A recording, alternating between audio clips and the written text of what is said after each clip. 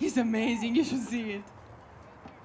So one thing I'm noticing today, I'm looking at the brain chemicals that are affecting, wow, they are so beautiful, that are affecting our happiness.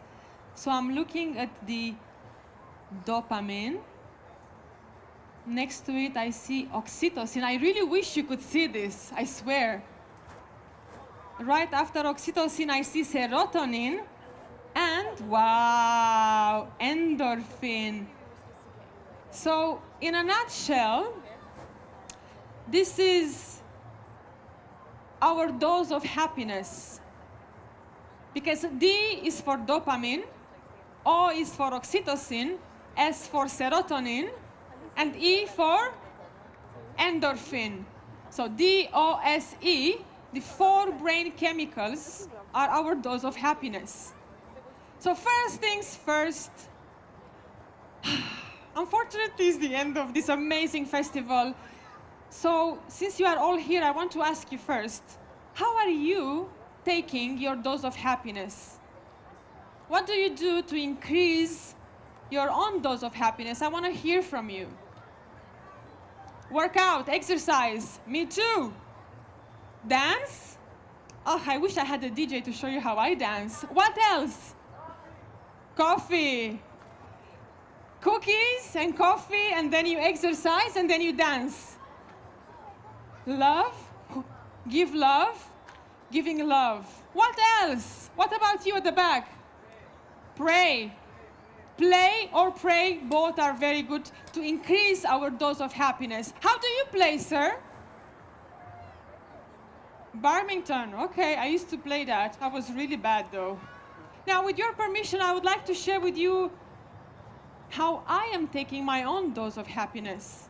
When I'm on stage, when I'm in front of the camera, when I coach people to help them speak, when I use my voice, I increase my dose of happiness. I get more oxytocin, more endorphin, more serotonin, and more dopamine. And the reason I came to meet you all and to celebrate happiness today, because it's International Happiness Day, by the way, the main reason I came to speak to you is to tell you that each and every one of you have a power to change this world for the better, and definitely to make it even happier. The power that we all possess is right here. It's our voice. So in the next, as the watch is showing me, 20 minutes, I will teach you how is your superpower and how to use it. Would you like to know that? Yes. Would you like to know that? Thank you. I'm convinced. So I have been presenting live events. I have been on TV on NBC One doing voice makeovers. I've helped my clients get rid of their fear of speaking in public and of owning the stage. And through all these experiences in the last 4 to 5 years, I've learned that when people were coming to learn how to give a presentation or how to speak on camera, I actually had to work on their voices. And surely after 2 or 3 weeks of doing voice exercises, they would come back and they would say, I'm getting compliments. I'm feeling happier. I have more confidence. And that's when I realized through my clients, through the feedback and testimonials, that how we present and speak is so much more important than what we say. Now, in a humble way, I'd like to say that I am a happiness advocate myself. If you follow me on social media, if you ask my friends, they are here in the audience, they can testify that I am naturally a happy person, and I use my voice to spread happiness through the way I sound and through the choices of words I'm using. But I was not happy since ever. Like most of you here in the audience, me too, I had my good share of traumas, problems, dramas, problem with the parents, yada, yada, yada, yada, right? So in short, as a child, when I first came into the world, when I was only 2 days old, and I had to be in hospitals all up until I was 6 years old. Fast forward, my father passed away when I was 7 years old. Fast forward, when I was a teenager, I was severely bullied, which led me to have sad voice, kind of a, yani, I see lots of, in Arabic you say muskina, you know, haram.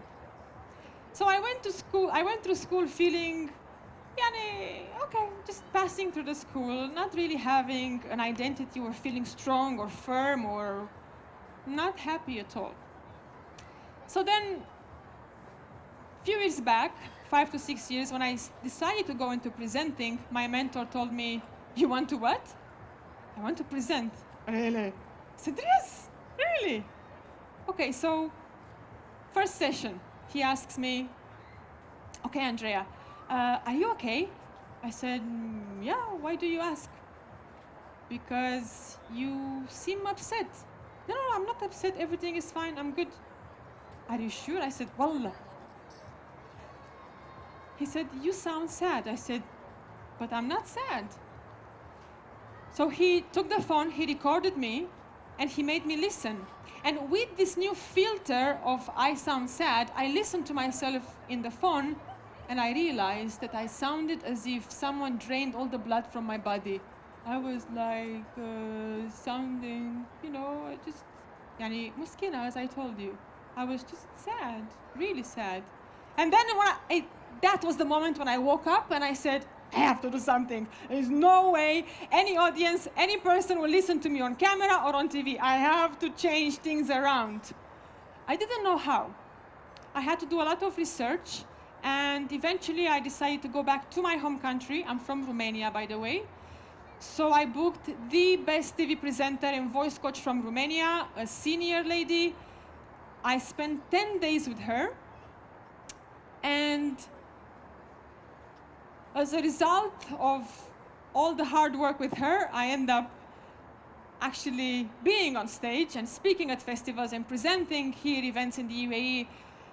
And during those 10 days, I've had a voice transformation. So I had to do exercises, I had to learn how to breathe, I had to become aware of my voice. And because voice is our superpower to change the world, tonight, in the next 13 more minutes, more or less, I will be teaching you all how you too can transform your voice, how you too can become aware, maybe microscope your own voice, pay attention to how you sound and how much happiness you send into the world. So first things first, our voice is an instrument. When we look at our voice from this perspective, that is an instrument, we ask ourselves, do we play piano? Do we play guitar? Some people yes, some people not. We take our voice for granted, and just because we are going to school and we are communicating, we think we are good. But let me give you a different perspective. Do you know some people in your work field who are more or less speaking like this, and you can sometimes barely hear them because, you know, it's not like they have a good volume. Do you know some people like that? Could you raise your hand? Thank you for raising your hands. One of the reasons we dim our voices is because we don't trust our thoughts. We feel like, maybe I will make a mistake, I don't know, yani. So it's safe to speak for yourself. And because you hear yourself, you are under the wrong impression that your voice has enough power to travel from here all the way to the other person. And that is the reason many people don't realize they have a low volume. But then you also have some people who, you know, they have this big personality, this big persona, and they speak so loud, they want to be seen, they want to be heard. Wallah, can you not pay attention? I'm here in the room. And what they do is they dominate and they intimidate. So you want to find the balance. You don't want to be too low because nobody will be able to connect with you, but you don't want to be too loud because you'll intimidate people. All right? Melody, when it comes to voice being an instrument, is my favorite. I want you to peel your ears, pay attention. Because if there is one thing you are taking from today's talk and from today's Happiness Journey Festival, is this one thing that can potentially help you be happier. Now, science shows that the brain doesn't know the difference between speaking and singing. What does that mean? It means that when we are singing, for example, I'll do a small demo. My bad karaoke goes like this. I wanna dance with somebody. I want to dance with somebody. When you are singing, your brain holds the notes for longer. Somebody.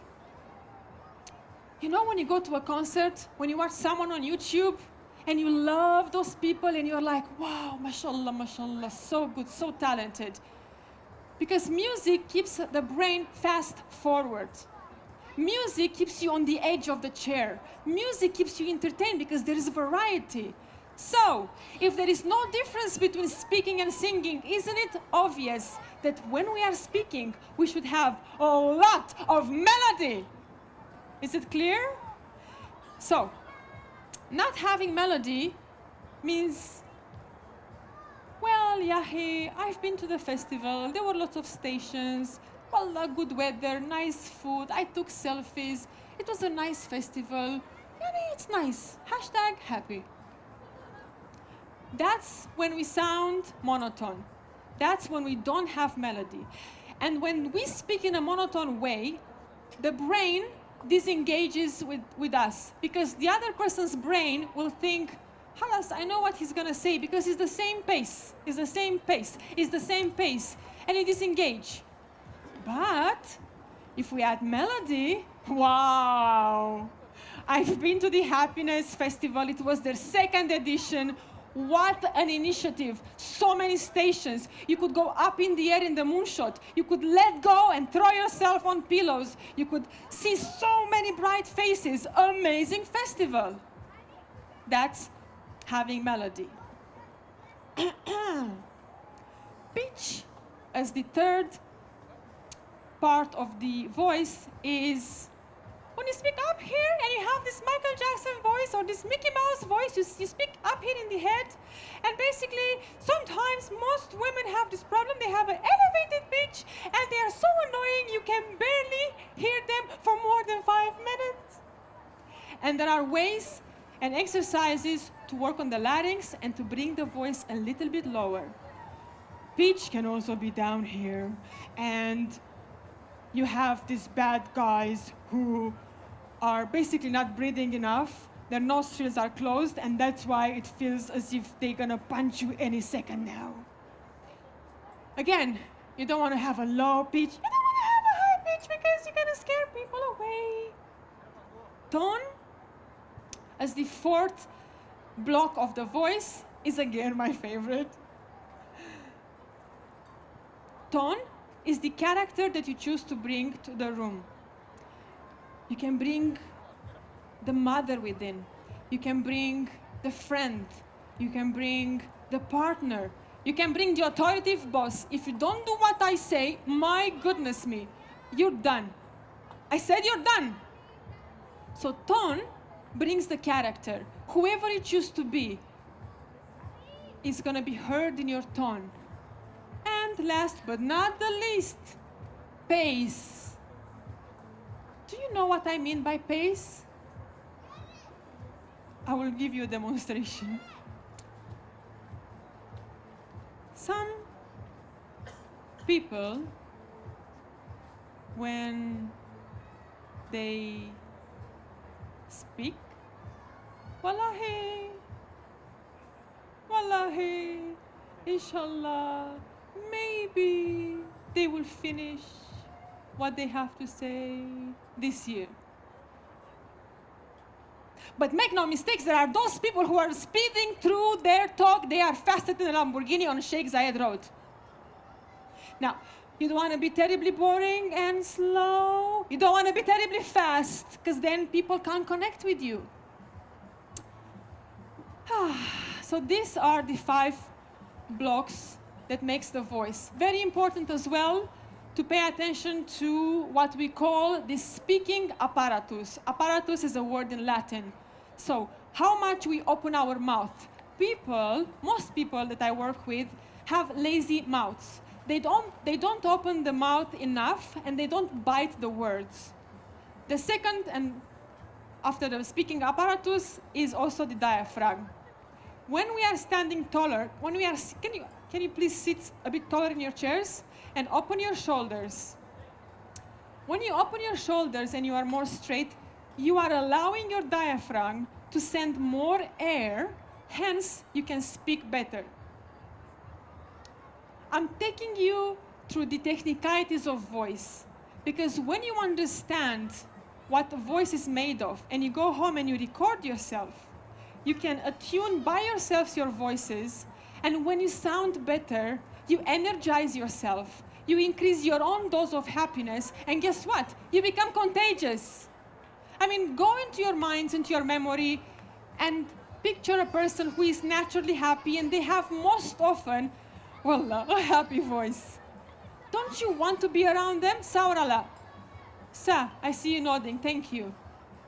So,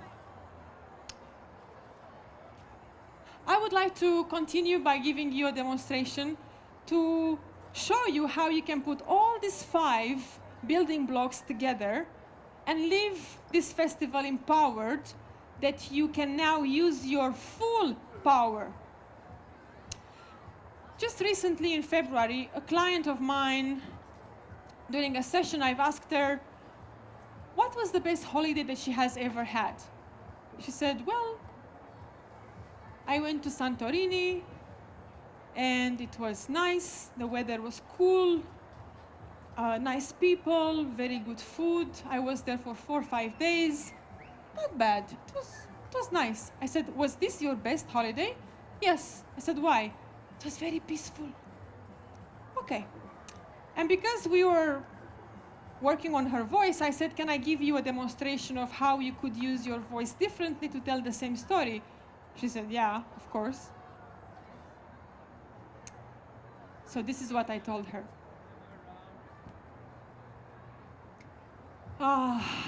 That holiday in Santorini, I will never, ever forget it. I was so annoyed and tired with the HR department. I had so much on my head. I was overloaded with work, and I went online. I found a coupon, and I went to Santorini in a heartbeat. I just took 2 pairs of jeans, 1 pair of slippers, and off I went to the everlasting blue land of Santorini. Once I reached there, I threw my luggage, I put my slippers, and I went on the beach. And there it was, the choppy ocean, the beautiful blue sky, the breeze hitting my hair, and me feeling revived and rejuvenated because everything was so serene and blue and majestic. And then I went through the city, and I start eating street food, I start speaking with people. I did not use my phone because I wanted to connect with nature. And I had such a good time being with myself, connecting with myself and nature, that made it the best holiday of my life. Question to you. Are you able to tell the difference? Shukran. In case I haven't convinced you yet of how important it is to use your voice to transport people emotionally and pass on good emotions of happiness, I will try exhibit number 2. Would you like that? I heard you, so I'm not going to make you say it twice. I've also asked a gentleman, how does he make burgers and what does he thinks of burgers? He said, Yani, شو هيدا? You take the bread, you put the meat, you put the salad, some onion, ketchup, halas, eat it, sakhten, yalla. Shoo, yarit. It's a sandwich, haram alayk, shoo. We have to talk so much about the sandwich. I said, hey, hey, hey, hey. But when you use your voice properly, this is what happens. Are you paying attention? Because I'm going to teach you a different way of making the burger like you have never heard before. Firstly, the art of cooking.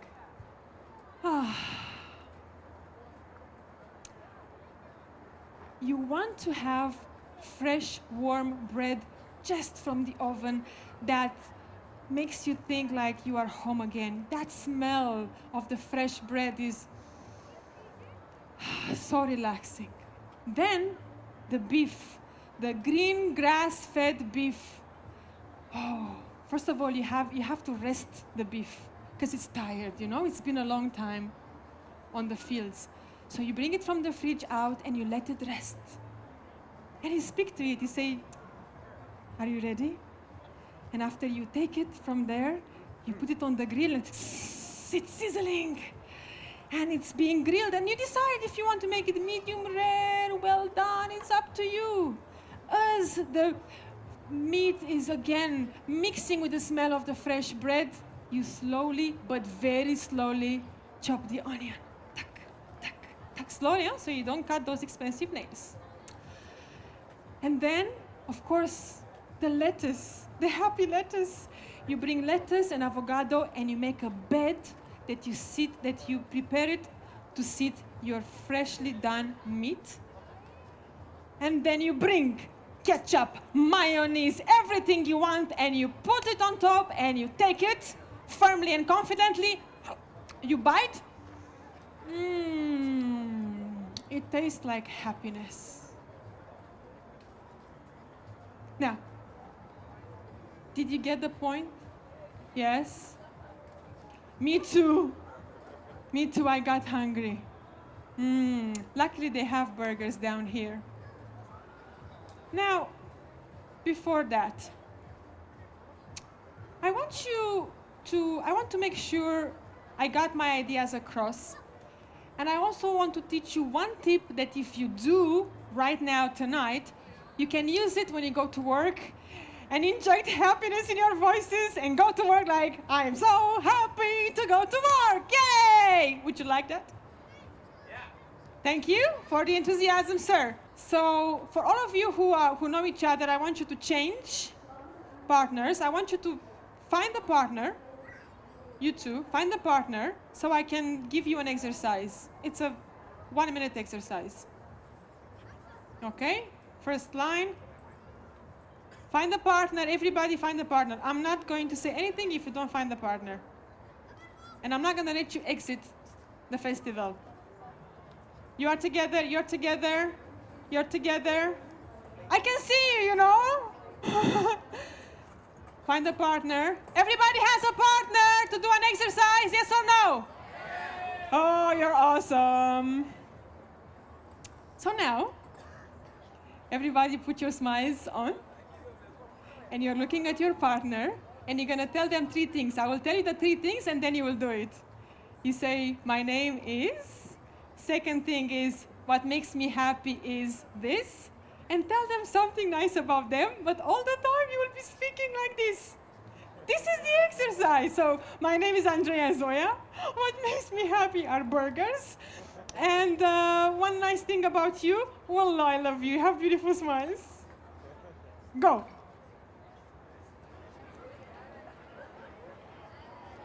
Did you enjoy the exercise? Yes? If yes, put your hands up. Thank you. So, honestly, as you very well know, when you smile, the micro expressions are sending signals to your brain and naturally helps you increase your dose of happiness. So when we smile alone, we have more dopamine, serotonin, oxytocin, and endorphin. Now, if you also speak for 2 minutes only in this way, heck, hi, my name is Andreea, la la la, I like burgers, I like to go to Santorini, I take my dose of happiness from using my voice, yada, yada, yada. If you do that for 2 minutes, in the car before you go to work, you will prep yourself to sound happier. Now, I did tell you that your voice is your power to change the world. Like the saying goes, with great power comes what? Great responsibility. What an amazing audience I have. Halas, I go home, you don't need me. With great power comes great responsibility, meaning from tomorrow morning when you go to work, or don't go to work, you just meet your friends, whatever it is that you do from tomorrow morning, you cannot just walk grumpy, hi, how are you? Oh, fine.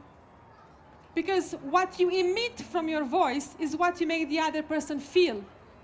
You make them, first of all, in order to make someone happier, you have to be excited. You have to be really exuberant and full of energy. So in order to make the world happy, guess what? First, you're making yourself happy, which is an amazing benefit, isn't it? Secondly, thank you. Secondly, the more you give, the more you spread happiness, the more it comes back to you. It's the karma of happiness, which is amazing, right? In summary, beautiful ladies and gentlemen and children, are there children in here? Any children here? Few. Yes? Awesome. But you're tired because it's like 9 o'clock. Maybe you need a burger or a trip to Santorini. I don't know which one. You choose. In summary, ladies and gentlemen, yes, later? Sure. Know that the better you use your voice, the more you affect your dose of happiness. Imagine if this would be your happiness here. The better you speak, with more enthusiasm, with more love, with more compassion, with more awareness, the more you make yourself happier, which naturally will reflect outside. And the word on the street goes that there are 19 countries who are somehow, for some reasons, happier than the UAE. That's what the UN World Report on Happiness says for 2018, that there are 19 countries who are happier than us. And if I paid attention in the last 14 years since I have been in Dubai, we are quite competitive, if you know what I mean. For that reason, UAE's goal is to become the fifth happiest country in the world in the next 3 years. And that is possible only if you join, only if you pass on the message of how to be happy, on how to use your voice, and on creating a collective happy voice. Speaking of which, how about you help me do that? And we send this to all those 19 countries who think themselves happier than us. Shahida, mustahil. Okay. So here we are at the Happiness Journey 2018 with an amazing audience, and they have a message for the entire world. At 3, 2, 1. And just in case you haven't heard it, they can tell you again.